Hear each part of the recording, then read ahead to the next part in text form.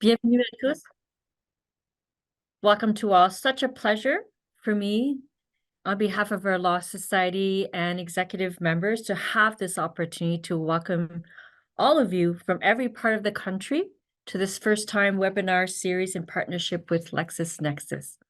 I'm Nalini Vedapati. I'm the CEO with the Law Society of Nunavut. Moreover, as many of you may already know, this particular CLE event is in line with Nunavut's celebrating a landmark event that took place on January 18th with the signing of the Nunavut Lands and Resource Devolution Agreement. Pilirikatiginik, let us continue to work together for a common cause. Continuons de travailler ensemble dans un but commun. With many thanks to our panelists today, Grace Wu and Thomas Isaac from Casselbrock and Blackwell from the Vancouver office. My pleasure to introduce Thomas, who's a partner in the business law group and serves as the chair of the Aboriginal Law Group. He is a nationally recognized authority in the area of Aboriginal law, advising business and government clients across Canada on Aboriginal legal matters and related regulatory consultant, litigation, negotiation, and constitutional issues. Thomas served as the minister's special representative to the Minister of Indigenous and Northern Affairs regarding a Section 35 Métis Rights and Reconciliation Framework and a reconciliation approach for the Supreme Court of Canada's decision in Manitoba Métis Federation versus Canada. There's lots more on our website, but I'm going to leave it at that for Thomas. Over to Grace. Grace is an associate in the Aboriginal Law Group, also an extensive career path. Grace has acted as counsel to Indigenous governing bodies, industry proponents, and public governments. She's represented Indigenous governing bodies at Indigenous Crown negotiation tables to conclude self-government agreements to protect and advance Indigenous rights.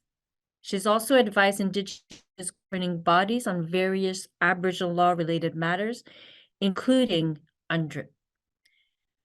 Nastanya Mullen, Nakome, such a pleasure to welcome you as our moderator today. Nastanya is a proud Inuk father, originally from Resolute Bay, where his family was relocated from northern Quebec for Canadian sovereignty.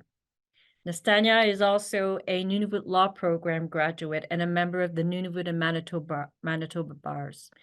He's the CEO of the Manitoba Inuit Association since the fall of 2022. Nastanya was part of the first cohort of the Inuit Learning Development Project, where Inuit worked for the federal government, Nunavut Tungavik, and the government of Nunavut. He later held the position as sustainability coordinator, where he traveled to every Nunavut community to better understand their short, medium, and long-term infrastructure needs. Afterwards, and I think that's when we met, Nastanya, on a plane, where you were the project manager for the Devolution Secretariat for the Nunavut government. You also worked over the summer at the federal prosecution as a law student and a summer as director of policy at community government services. Last but not least, merci à l'équipe de LexisNexis. Thank you to the team at LexisNexis and to Rachel Kohuth, who represents the Law Society in this journey. The Law Society planted a seed about 2 years ago to explore how we could bring together experienced lawyers on these important topics. And here we are today to welcome both Grace Wu, Thomas Isaac, with Nastanya Mullen. Thank you, everyone. Merci à tous. Have a wonderful event. Thank you, Nalini, for that wonderful introduction of everyone. Before we get started, I just wanted to mention a couple of housekeeping items. The way that this is going to be structured is we have 45 minutes where we're going to ask some Q&As, and we have some guided questions that will help us. If for the last 15 minutes, if anybody has any questions, you can use it in the chat box there, where we will ensure that your question is being heard. As everybody is aware, this is also being recorded for us to be able to share with our other colleagues as well.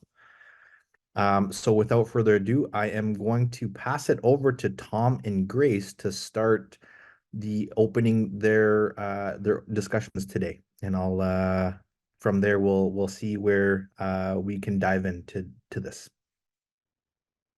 All right. Well, thank you very much, and thank you very much for the warm welcome. And it's really a pleasure to be involved in discussion like this, and certainly furthering the education and dialogue that is so much needed in our great country on reconciliation. And in particular, I guess what we're focused on today is the UN Declaration on the Rights of Indigenous Peoples, and the attempts by governments to start legislating around UNDRIP.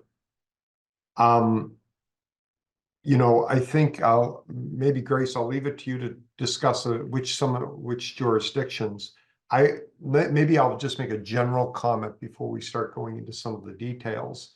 We have a number of jurisdictions in Canada that have implemented legislation that puts a burden on those governments to ensure that all of their laws, and this is really the material provision out of all of these legislative provisions, that all of their laws are consistent with the UN Declaration on the Rights of Indigenous Peoples. And I think what is noteworthy, again, by way of introduction, is that UNDRIP is not a 1 or 2 page document for those of you who have printed it off, depending on your version. I think the shortest version I've got goes to about 14.5 pages, but it includes 46 articles and over 70 different paragraphs when you include the sub-articles and the paragraphs. So the starting point for at least the legal discussion in Canada is, how do you take a 76 paragraph international document and ensure that every law and regulation of a jurisdiction, whether it's federal or provincial or territorial, is consistent with those 76, I believe it's 76 paragraphs. And so that, you know, I guess I would submit, sort of as an introductory comment, is a challenging proposition on its face. Grace, did you want to talk a little bit maybe about which jurisdictions and the legislation, and then I maybe take on a little bit more of that challenge point when you're done. Yeah, sounds good. So over the last few years, we've seen a lot of developments in this area of law, and it really started back in like 2016 after the Canadian government endorsed UNDRIP fully. Efforts started happening where the federal government wanted to introduce legislation that would implement UNDRIP within its domestic regime. At the time, MP Romeo Saganash introduced Bill C-262. It passed the House and then ended up dying on the order paper. So, but it really provided the foundation that we're seeing a lot of this new UNDRIP legislation sort of build upon in the last few years. So first was BC in 2019, they enacted the Declaration on the Rights of Indigenous Peoples Act. And it's, you know, as Tom mentioned, UNDRIP is a pretty extensive document, really covers a lot of different rights that the international community wanted to guarantee for Indigenous peoples, you know, rights around culture, education, lands and territories. The Declaration on the Rights of Indigenous Peoples Act that BC enacted is very high level, it's very broad, and it really centers around the one commitment that Tom mentioned earlier, which is that, you know, BC must take all measures necessary to align its laws with UNDRIP. And then in 2021, the federal government ended up following a similar course when they enacted the United Nations Declaration on the Rights of Indigenous Peoples Act. And, there's obviously adjustments made for the federal landscape, but when you look at the two, the BC legislation and the federal legislation side by side, there are a lot of striking similarities in the sense that they're both fairly short pieces of legislation, and they both center around the commitment to align laws with UNDRIP. And then more recently, in the Northwest Territories, there was legislation, the United Nations Declaration on the Rights of Indigenous Peoples Implementation Act, which, similar to the BC and the federal legislations, very high level, very broad, and again centers on the commitment for the government of the Northwest Territories to align its laws with UNDRIP. So those are kind of the three big jurisdictions that we've seen so far really take active steps towards implementing UNDRIP. And obviously these legislations are just the first step. And as we'll get on later on in our talk, we'll see sort of the subsequent steps that each of these governments are sort of taking in order to really realize, or at least attempt to realize what their commitments in these legislations say. So Tom, I don't know if there's anything you wanted to add on that. Oh, Tom, you're just on mute. Tom. Apologies, everyone. I'm not, nothing in particular, Grace. I thought that was good. Nastania, did you have anything that? Yes. So you brought up the three overarching jurisdictions that have sought to implement UNDRIP. You mentioned British Columbia, NWT, and the federal government. Are there any other jurisdictions that have sought to implement UNDRIP in Canada?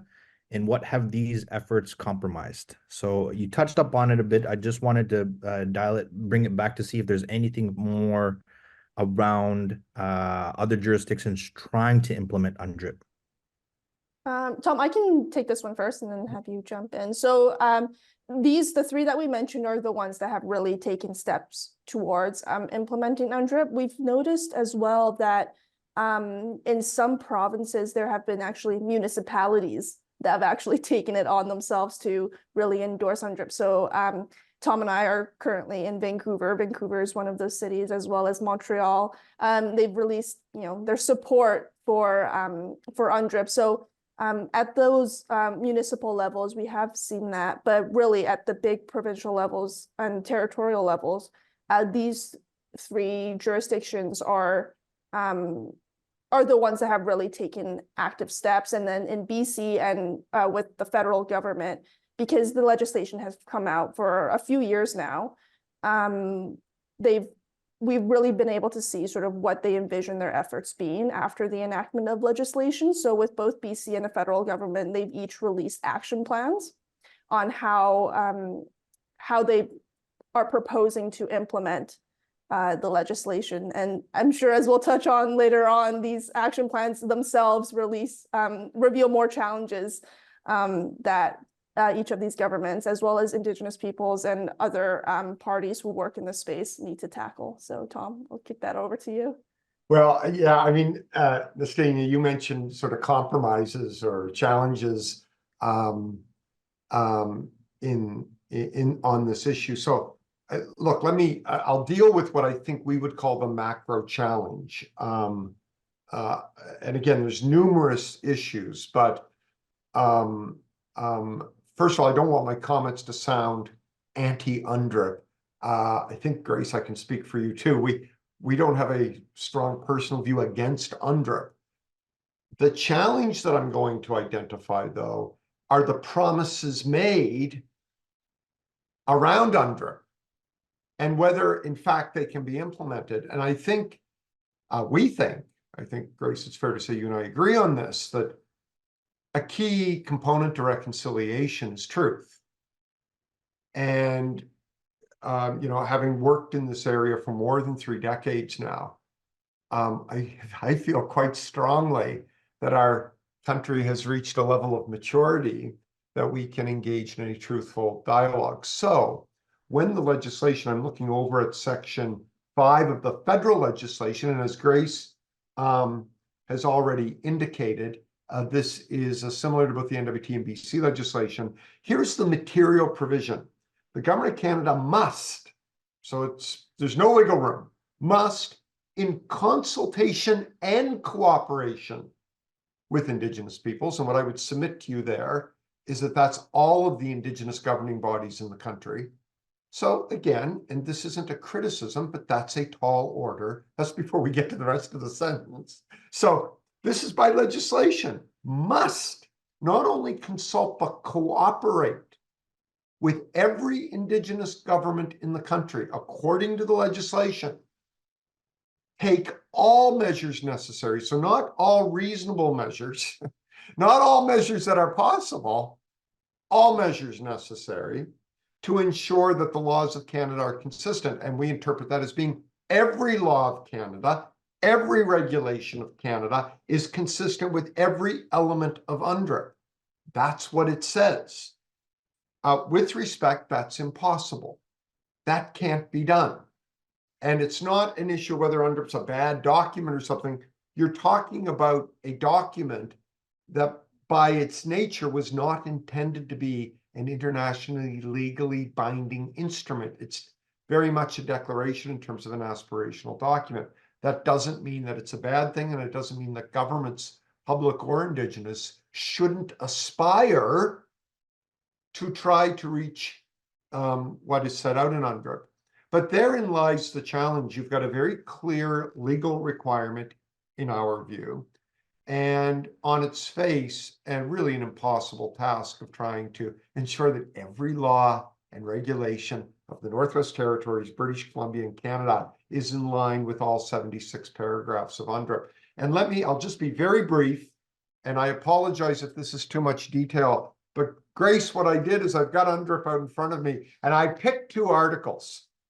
And don't worry, I'm not going to go through them all in detail here, but for those of you online who've got UNDRIP, open Article 24, and I'll just start reading it. I'll be very brief. This should be 2 minutes.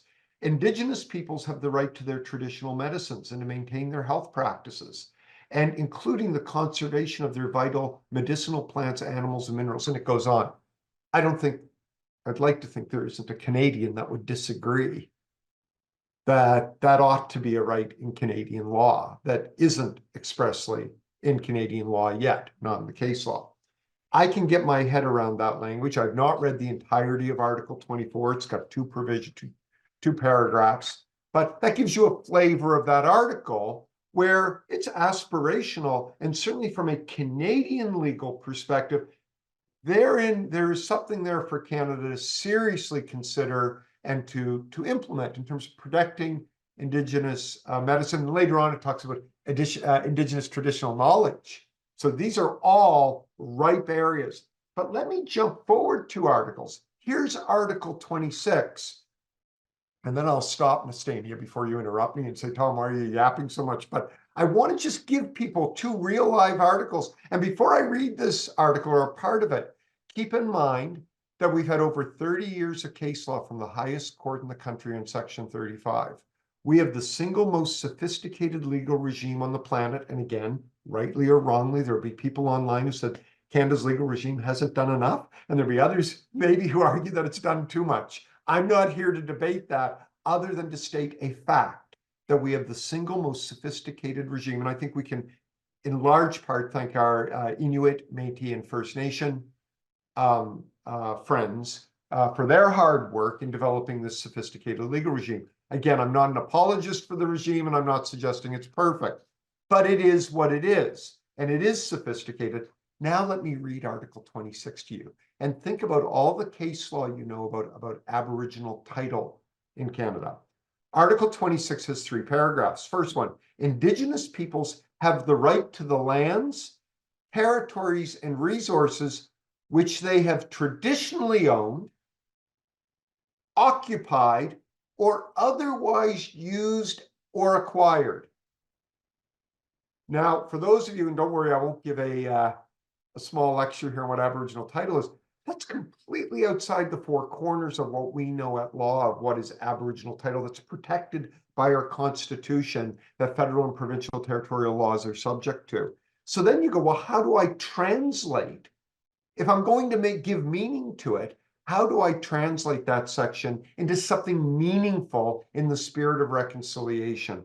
Second one, Indigenous peoples have the right to own, use, develop, and control the lands, territories, and resources that they possess by reason of traditional ownership. So is that title? Is it something else? Or other traditional occupation or use? So if it's not held by ownership, if it's been traditionally used, well, that's most of Canada on its face, if not all of Canada. Some people would argue every square inch of Canada. The majority of Canada, the vast majority of Canada, or other traditional occupation or use, as well as those that they have otherwise acquired.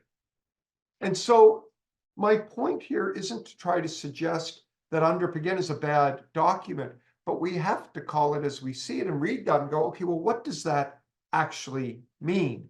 Final comment is that the legislation, the federal legislation, talks about preparing an action plan that Grace mentioned in accordance with the objectives of the declaration. And this is the kind of language that for people like Grace and I drive us crazy if we're trying to give real meaning to reconciliation. I have news for everyone. The word objectives isn't used in UNDRIP. So when you say to someone, the objectives of UNDRIP, you have opened up a wide debate on what are, in fact, the objectives of UNDRIP. So this, again, this isn't at all trying to suggest that government shouldn't be trying to put something in place to implement elements of UNDRIP. But what the legislation in all three jurisdictions says is that every single law and regulation must be consistent with every paragraph of UNDRIP. And on its face, it presents a, well, more than challenging proposition, I'm going to suggest an impossible proposition at law.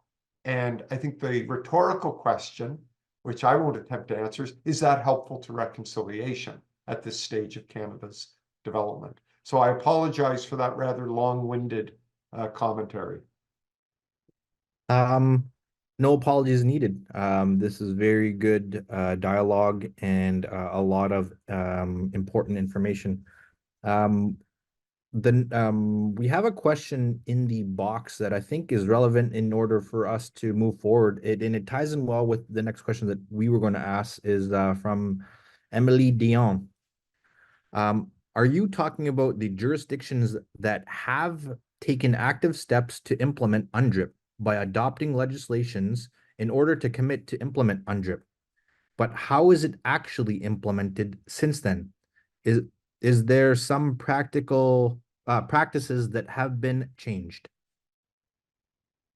So, Grace, you may have something to add to this, but I would say the only material piece of potential legislation that I'm aware of is the Suggested Land Act amendments in British Columbia, which deal with the co-decision making, but it's based on agreement by agreement with Indigenous governing body or bodies. Other than that, I'm not aware of any specific changes to specific legislation. Look, there are elements of Canadian law, you know, certainly if you're in British Columbia, the Northwest Territories, or Canada federally right now that are consistent with UNDRIP, that in my view don't run afoul of it. There's a whole bunch of laws that on its face are not consistent with UNDRIP. And then there's a whole bucket of things where you go, well, I'm not sure what consistent with UNDRIP means, given the nature of the article. And again, if you go through all 76 paragraphs, my view is that I think that's a reasonable point that I've just made. So we are very much in the infancy of this. So that doesn't align with the political rhetoric. And I want to be clear, I'm nonpartisan. So this is no reflection on any given political party, but there's a lot of political rhetoric about we have implemented UNDRIP into Canadian law. We have adopted UNDRIP as part of provincial law. And that's simply not accurate. That is not what this legislation does. What it does do is put a positive legal obligation on its face on these respective governments to change their laws. And I'm not aware of a wholesale change yet. I know, Grace, you may want to just chat about the action plans. And for example, BC's plan, I'm just thinking of this one, and you may not go to this example, but I'm thinking, like, just to answer the question, like BC in its action plan talks about this material provision about changing laws, and they lay out what they've got in mind for it. And without giving away the punchline, I would say that it's a little frustrating what the answer was. But over to you, Grace, if you want to just comment on that. Yeah, no, I think this question basically hits the nail on the head. And it's Tom and I, as Nalini mentioned in our bios, we do act for Indigenous governments as well as industry and public government. So we are hearing a lot of these comments from all sides of everyone who's working and active in this area of law. And one of the big frustrations that have come out since BC, since Canada have enacted the UNDRIP Declaration is, where are the changes? Like, what is the actual practical impacts of this legislation being enacted? We're not seeing any big changes. And in addition to the legislation that Tom mentioned, another one change, which is something that we've actually, Tom and I were talking about earlier, is BC amended its Interpretation Act to, I'm looking at, let me see which provision it is. Section 1. Section 1, yeah, that's right. Every act and regulation must be construed as being consistent with the declaration. That's the change that BC made. And Tom, go ahead. I know you have a lot to say on this topic. Well, yeah. no, but Grace, you've hit the nail on the head. So they've actually changed their statutory regime so that when you are interpreting BC statutes, you are to construe them as being consistent with UNDRIP, i.e. they're not running afoul of the UNDRIP Act. Now, if there's anything more cynical than that in Canadian politics, somebody can offer up in the Q&A. And again, Grace, I think you and I are at item on this, that does that help reconciliation? You know, the broken promises, saying one thing and doing another, and as opposed to an honest discussion about, look, UNDRIP is a good document. It's a document that Canada can learn from. And my own personal views on social, education, health, Indigenous intellectual property rights. There's all sorts of things that Canadian law really has not dealt with that UNDRIP could provide meaningful guidance. But this notion that now UNDRIP is the new standard and governments are living up to it. And Grace, in the action plan of BC, what they do on this material provision, Nastania, that the question was about, is they set up a secretariat that's got 5 years now to come up with some recommendations on how to change legislation. So we'll see. Very interesting. So this leads us into, I think, a good segue. And Tom, you started talking about this a little bit. What we're going to do now is the next question is going to be a little bit more broad, and then we're going to hone it down into the Nunavut context. So what are some of the lessons, the main lessons stemming from Canada's, British Columbia, and NWT's efforts to implement UNDRIP? And you guys really started talking about this, but I just want to make sure that we spend a couple more minutes on the high level of this. And then just a heads up, we're going to narrow it down more into the Nunavut context. Grace, shall I? So again, I apologize to those of you who expected maybe more of a legal analysis on this point, because it's legal to the extent that the Supreme Court of Canada has given Indigenous and non-Indigenous people in Canada some very good guidance on reconciliation. So it's in that context that I give the following comments. The biggest, and I don't know if it's a lesson learned, Nastania, I think right now it's an observation. I would say it's a lesson not learned. And that is the political rhetoric in this area generally is ripe and it's rampant. And I come from a view that we should, at this point in our country's evolution, that we should be able to engage in sophisticated, nuanced dialogue with our Indigenous friends and colleagues and their Section 35 rights to try to figure out how we're going to make all this work. What we don't need is more political rhetoric. And so let me give you this is a real example. Some of you maybe are old enough, I am, to remember the Adams decision from the Supreme Court of Canada in 1996. It's one of the earlier people forget about it. It's out of Quebec. And you might say, well, why are you raising it here, Tom? Nothing to do with UNDRIP. But guess what the Supreme Court of Canada said in that decision? This pre-HIDA everything. Every government should review ministerial discretionary authority to ensure that those governments give those ministers appropriate guidance on considering and balancing Aboriginal and treaty rights with the rights of others. I am only aware of one set of amendments to the Manitoba Fishery Regulations federal. Now, I could be wrong. There might be one or two other examples. I don't pretend to know everything in the area, so I'm not, but I believe that you cannot fill a hand of actual amendments where governments have followed direction that is almost 30 years old from the Supreme Court of Canada. Yet we have no problem making further promises.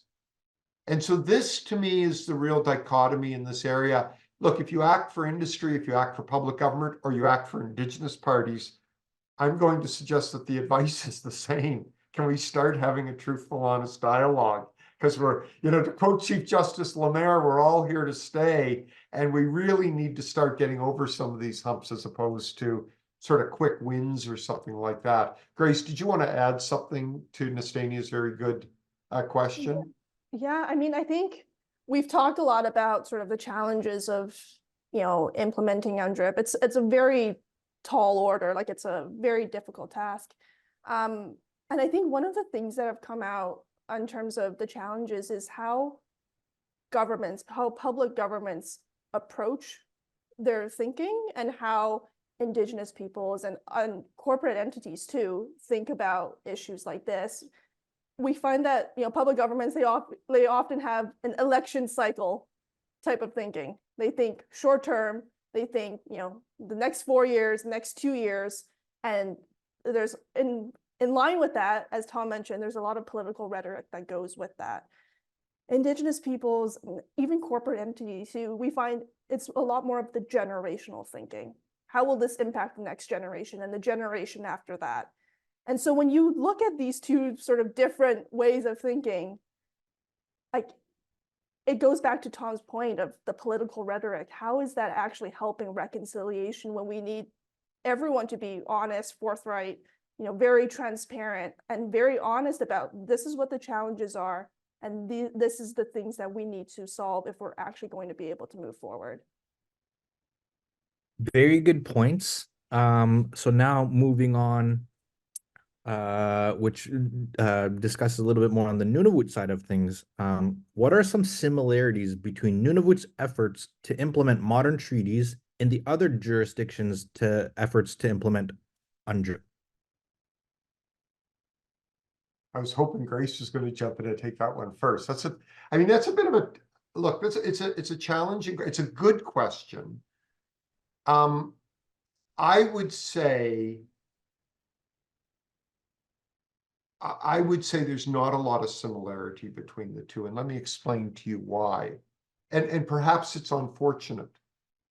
More on the UNDRIP side as opposed to the Inuit Nunavut agreement side. When the Nunavut agreement was signed, there was no ambiguity that it was going to be part of Canada's constitution.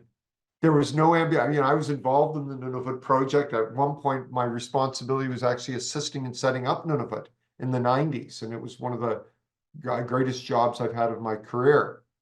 And there was no ambiguity. Like, I was never in a room in 1996 in Yellowknife or Iqaluit having an argument about whether the Nunavut agreements constitutionally are going to be constitutionally protected, and whether or not, or it was constitutionally protected, and whether or not Nunavut was going to happen.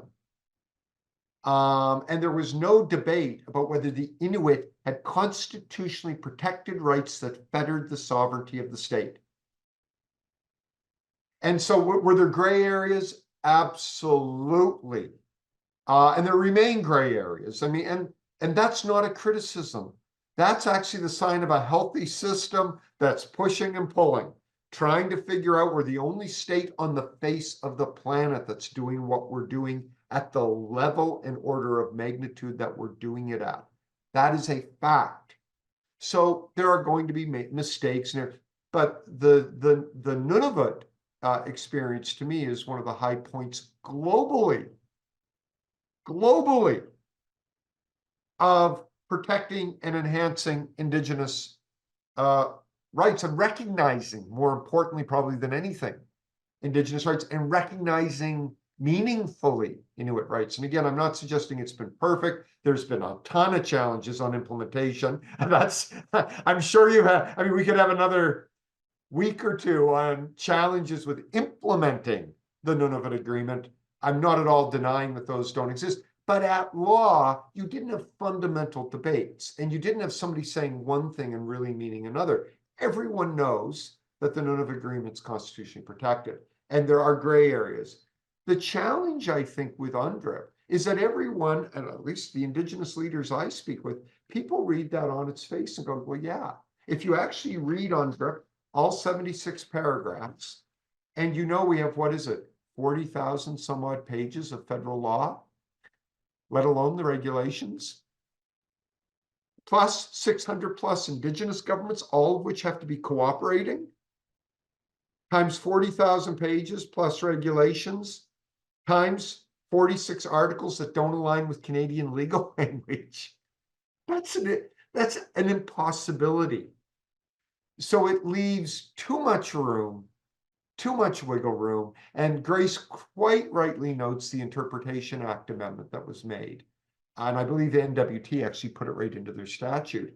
And it really raises more questions than provides answers. Like, now you're going to tell interpreters that you shall construe us as being abiding by our own legislation that on its face we're not abiding by. What could be more cynical? And so that's why I wouldn't compare it. And again, I don't mean any offense to Inuit who have struggled to have the Nunavut Agreement fully implemented. But again, the courts have intervened. The courts have been able to look at a document that is a treaty that's constitutionally protected and give it real meaning and life. And that was always the intention of everybody who signed it, including, the federal government when it signed it. So I think we're starting from two different places, very much from two different places. Thank you, Tom. Grace, is there anything that you wanted to add into what Tom has said on the similarities between Nunavut's efforts to implement modern treaties? No, I think Tom pretty much captured it. Yeah, I think with UNDRIP, it's such, I don't know, it's just such a big task. And you're seeing you're dealing with different jurisdictions across Canada, all doing their own thing. So yeah, as Tom mentioned, it is very, there's a lot of gray area in this space right now. That makes total sense. The next question is, how can the main lessons that we're seeing with UNDRIP implementation be relevant or transferable in the Nunavut context?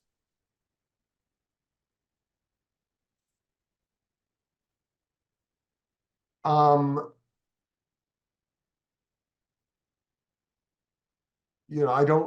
think the honest answer is I don't know. I mean, I think that, again, the challenge that we've got with UNDRIP is around the political rhetoric. As I said, the Nunavut Agreement has had its own challenges and continues to have challenges, as every modern treaty. We're still fighting about historical treaty interpretation from 250 years ago. But we have a system of justice. It's not always efficient. I think, and at times it can sometimes not be fair, but it is a system that we can all point to. I think that UNDRIP, I think aspiring to UNDRIP and elements of UNDRIP is a good thing. One of the examples, I mentioned 2 articles. I'll mention, for example, another one, Article 31, that I think, this is where I would like to see our country. This to me is a good example. And I would think for the Inuit, and again, I'll defer to others who are much more expert on this. Those who are Inuit, for example, may correct me on this, but I would think in my Article 31, Indigenous peoples have the right to maintain, control, protect, and develop their cultural heritage, traditional knowledge, and traditional cultural expressions, as well as the manifestations of their sciences, technologies, and cultures, including human and genetic resources, seeds, medicines, knowledge, oral traditions, and it goes on. Now, there is an area that I mean, even to say that we've scratched the surface, I think isn't quite doing that justice. I don't even think we've started to scratch the surface. I simply pick it as one piece, as one where we could actually do some good work. We could actually move the bar forward on starting to engage in meaningful dialogue of, well, what are we doing as a country? And what is the legal system doing to protect oral traditions, for example? What are we doing? It goes on to talk about intellectual property over cultural heritage, for example. These are live issues we deal with Indigenous clients, right? Indigenous governing clients right now, where these are real live issues, very serious. Now, there is an area that, because again, there's only so much bandwidth, right? There's only so much Indigenous governments can do. There's only so much public governments can do within a defined period of time. There is an area where we could make reconciliation quite meaningful, in my view. And that's not at all to try to distract from land rights or anything. I don't want anyone interpreting that I'm suggesting that, but using UNDRIP as a base, there's an area in UNDRIP, education rights, health rights, like education rights. Again, I'm sure half of you, or if not most of you, could probably write a book on it, about some of the challenges we face as a country dealing with Indigenous peoples and their lack of reasonable, fair access to education. Well, UNDRIP could be extremely helpful in that. But the idea that we're going to take it all on at once, that just doesn't. It strikes me that that's where our biggest challenge is. And as lawyers, I look to the legal language. I look to the language of that legislation, and I look to the principle of the honor of the crown. And I read that language and I ask myself the question, I'll just pose it as a rhetorical question, is that language consistent with the honor of the crown? Can the crown actually implement what it's saying it's going to implement? And I think the answer to that should always be yes at this stage of Canada's development. Wow. A lot of great information. Grace, is there anything that you wanted to mention as well? And I just wanted to say that we're at the last 15 minutes. There's quite a number of questions that are being asked within the chat, which is amazing as well. Yeah, so I'll just keep this brief. I think the big lesson that we're seeing coming out of the UNDRIP legislation is the importance of having language that is flexible, nuanced, specific, in order to respond to such a big task of implementing UNDRIP. And I think a lot of the confusion that's coming out is, in addition to the political rhetoric, as Tom mentioned, the actual law, the actual legal language that we're seeing, it's very broad, can be open to multiple interpretations. It's just the lack of specificity, the lack of nuance that we're seeing in respect of, as Tom mentioned, an area of law that's seen 30 years of very careful development, several years of very careful development. That's the big thing that we're seeing, yeah. So Grace, it sounds like you were kind of going into answering the first anonymous question here. Okay. So I'll just say it just so everybody knows and give Tom a chance to also answer it as well. Everyone knows that the NLCA is a constitutional document, and yet we are consistently having to fight for our rights under it and go to court over it. I don't see how UNDRIP and the promise of implementing it will actually harm advancing our rights rather than be helpful. Isn't the argument you're making that UNDRIP laws are just political rhetoric itself, a form of rhetoric that ignores the tangible benefits these laws can offer to Indigenous peoples? What alternative actions are you proposing that would lead to honest and forthright change for Indigenous communities? Tom, I'll give you a couple minutes, and Grace, I'll also give you a couple minutes to answer this question. We have other questions. It's a great question. I appreciate the comment about the Nunavut Land Claim Agreement. Totally agree. I do see how making a promise around UNDRIP that cannot be achieved on its face is harmful, because it's not consistent with reconciliation, which demands truth. So we need more nuance, is the point. And I'm suggesting that that's also a legal imperative. So I do see harm in governments making promises that they can't keep. I don't see it as rhetoric. Now, I do agree with the point that if it was simply a matter of saying everything's wrong with UNDRIP, but certainly both Grace and I have tried to say that we are not at all suggesting that government shouldn't try to strive towards elements of UNDRIP. But there is a big difference. Saying that is a much more truthful and in the spirit of reconciliation way of capturing what we ought to be doing. I mentioned, for example, Article 31 as one example out of probably 70, 40, 50 in UNDRIP that would be a very useful exercise for governments, both public and Indigenous, to focus their efforts on. But I do believe it's harmful. So I do disagree with the proposition that government saying something on its face that they can't fully do is not harmful to reconciliation. I think we've had enough of that in this country. I think the Supreme Court of Canada has said that numerous times. So, I do disagree with the proposition. Well, they're striving towards it. I have no issue with that. Then say it accurately. Indigenous, we act for Indigenous governments. And I can tell you, at least the Indigenous governments we act for are very sophisticated, and they understand the difference between somebody saying, I'm going to do something which can't be achieved, and I'm going to try to do something within what we've got, i.e. UNDRIP, that will try to move the bar. And those are two very different propositions. One is quite honest and truthful, that can be achieved. The other is on its face, not accurate. And we should have zero tolerance for that at this stage of our country's evolution and development when it comes to reconciliation, which should be a very serious issue for our public governments, and they shouldn't be saying things that are inaccurate. And their legislation should reflect that which they will actually be able to achieve. So that's simply that point. I've made some other points, and so has Grace, about action plans focusing on elements of these articles that could really affect change, whether it's healthcare, education, social welfare, Indigenous intellectual knowledge rights, and so on and so forth. Amazing. Grace, I'll give you a quick minute. We have quite a few questions that we would like to try to answer. Okay, yeah, I'll keep wanted to add on what Tom said? Yeah, I'll keep this one quick. So yeah, I think one of the big challenges that we're seeing too is that, as Tom mentioned earlier, since the introduction of a lot of this legislation, there hasn't been a lot of additional significant changes. Yes, there's been the action plan, but beyond that, a lot of the action plan, what it says is, well, we'll wait and see. It's more plans to make future plans. And in the meantime, it's almost leaving the interpretation of what UNDRIP actually means to those parties who are involved in this area of law. And it leaves a lot of room for misinterpretation, a lot of room for confusion.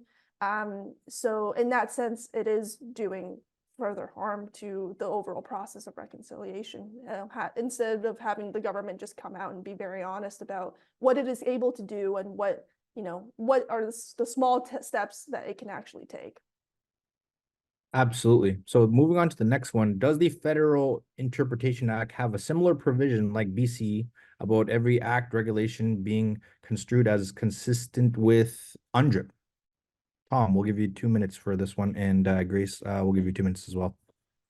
Grace, do we know the answer to that question? Because I don't think I know I don't believe so. So I don't believe the actual amendment has been made to the Federal Interpretation Act, No. but if you look at the Federal Action Plan on UNDRIP, that is actually one of the commitments that it makes, is that they intend to make a similar amendment to Thank the you. Interpretation Act. Yes. Yeah. Excellent. Tom and Grace, can you guys see the questions there? Yeah, the skepticism one, the Yeah, I'm gonna just pass it over to you for the sake of time. So we are proposing viable alternatives. Government should tell the truth.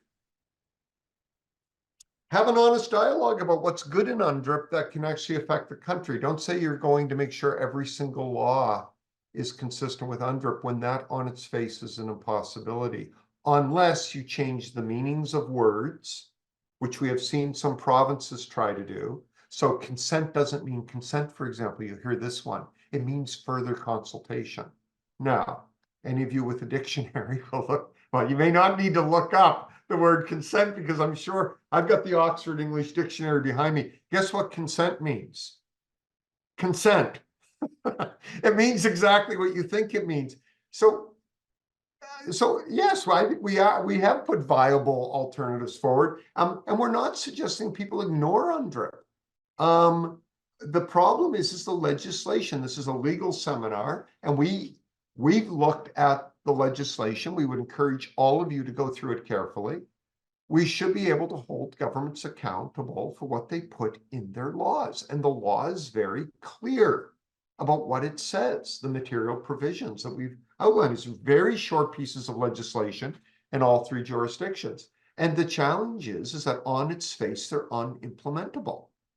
And the proposition that raises is that's not very helpful to the dialogue around UNDRIP, in at least our view. People can take a different view. We act for a lot of Indigenous governments. They tend to agree with us, or we tend to agree with them, maybe I should say. And talk to a lot of people privately that express a lot of frustration, including many government lawyers that are frustrated by the political rhetoric on the one hand. And we've got a court system saying stop with the rhetoric. So this is a problem in our country. So I don't believe that what we're putting forward is rhetorical. I believe it is a fair criticism of the legislation. Grace, did you want to add anything to that, or is that okay? Not on that point, no. Okay, for the sake of time, Rachel has asked that I read out the questions just to make sure that everybody can see it. My apologies, I didn't read the last question. The next question is, what impact might UNDRIP have on the criminal law in Canada? It's a good question. I mean, the criminal code is a federal law, and Canada, under the federal legislation, needs to align all of its federal laws with UNDRIP. So I don't actually know practically what that would look like, but the criminal code would be one of the laws that the federal government would have to amend or change in some way so that it aligns with UNDRIP. Yeah, absolutely. And there's various provisions in UNDRIP that deal with criminal justice, deal with the rights of the Indigenous individual, that I would think that from a criminal law perspective will require changes if in fact Canada or the province or the territory attempt to fully implement UNDRIP. Great. We're going through these questions quite good now. Any comments on the court's treatment of UNDRIP in Montour, that it should be given the same weight as a binding international instrument in the constitutional interpretation of Section 35? This is a really good question. Yeah, that's a great question. And that's one of the issues that Tom and I and our team have kind of been grappling with over the last little bit since Montour was released. And one of that again is another example of one of the challenges that we're dealing with in this area, is that right now it's a lot of the burden kind of falls to our courts to really help interpret what UNDRIP actually means, especially since the release of so many pieces of UNDRIP legislation. And one of the issues is Montour actually goes against a lot of the other case law that has come out in recent years on UNDRIP legislation. And I'm thinking in particular the cases that have come out of BC, where courts have actually expressly questioned what impact UNDRIP legislation will have, if any. And they really leave it up to the Supreme Court of Canada and to the federal and provincial governments and territorial governments to provide further details. We've had cases where courts have come out and said, to be honest, we're not sure ourselves what UNDRIP legislation means. So yes, the case from Montour, it does provide additional guidance and additional color in this area, but because there's just so many differing decisions that have been released, it adds more towards the ambiguity and the confusion. Tom, I don't know if you have anything to add on that. Well, look, I think Montour was a surprise to read, given that the declaration that international law is not an instrument. For those of you familiar with international legal, the notion that a declaration would be an instrument that is intended to have an international treaty effect, that is not the nature of a declaration in international law. Now, that has nothing to do with UNDRIP. That's just a general proposition. So I think Montour, you know, again, whether it's, I think it raises a lot of challenges. The BC decision talked about. Sorry to interrupt. I just wanted to jump in and say that we are in the last few minutes of our webinar. We were able to find a way for questions to be asked. So I'm going to quickly introduce Melanie to be for her to come and ask her question. Melanie Smith, please go ahead, unmute yourself, and stage is yours. I didn't have a question, sorry. Excellent. So that was a great way for us to know that for our next webinar for next week as well, we are doing it on child and family services. But we're going to try to answer these questions in the last couple of minutes. We have 3 left that I'm seeing. But isn't the fact that governments have said that they will implement and then refuse to do so the real problem, not the wording of UNDRIP itself? That's also a really good question. Yeah, so I would say, and then the next one is, my point is that they are not unimplementable, but the refusal to implement. So with respect, I would disagree. I would say that it's both. So it's the reluctance and also the knowing that you can't. So my point about UNDRIP itself, and again, this isn't a criticism of the document.